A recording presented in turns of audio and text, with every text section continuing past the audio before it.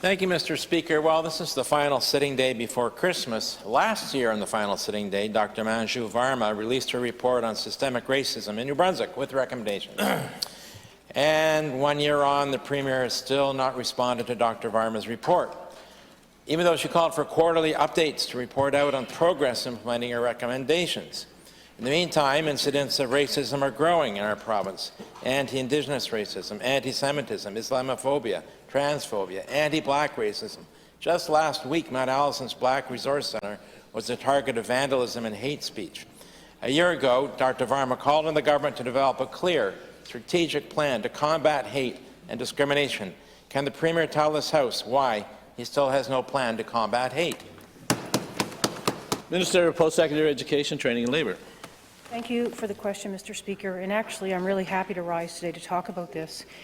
I was quite concerned, actually, over the last several weeks that no one even was talking about the report or talking about the importance of racism and what we're doing about it in the province of New Brunswick. So I do want to give you an update with respect to what's happening. So as per the Commissioner's report, the 86 recommendations, we've taken that report and we're actually looking at the recommendations right now.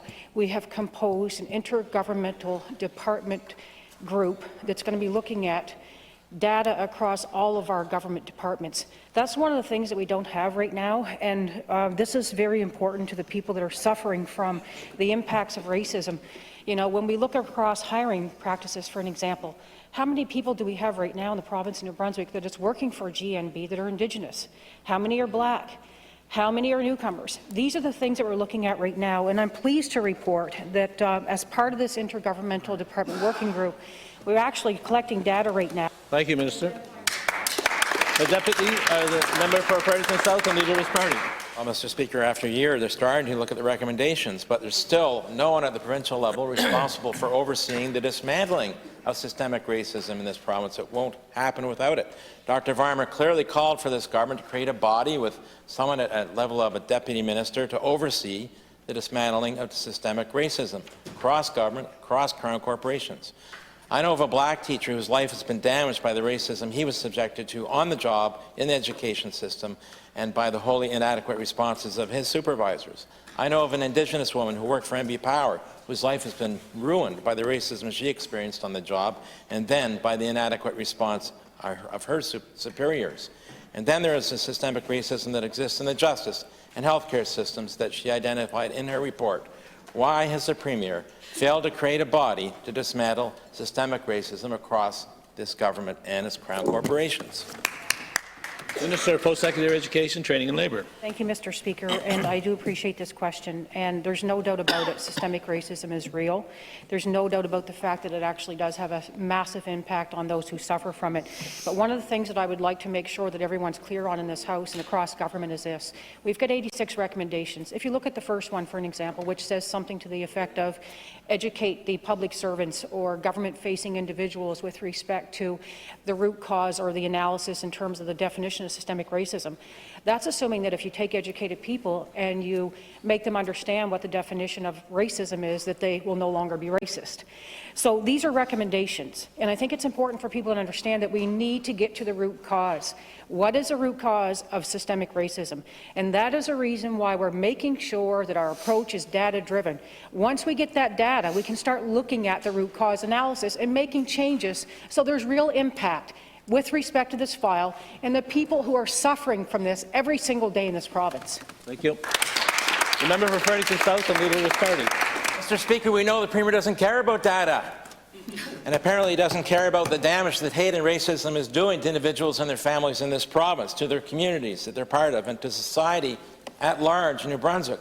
I would have thought that with Dr. Varma's report in his hands, as Premier, he would have made this a priority. An all-out effort to combat hate and racism across government and throughout New Brunswick. He's had a year to do something, anything, and all we've heard is crickets, Mr. Speaker, crickets. What Dr. Varma feared has happened. She wrote in a report that she was concerned that it was going to end up on the shelf, and the concern was repeatedly echoed by those she interviewed for her report. Too much hope, she said, went into this report for it to fall on deaf ears. Tragically, Mr. Speaker, that seems to be what has happened. When will the Premier act against hate and racism in this province?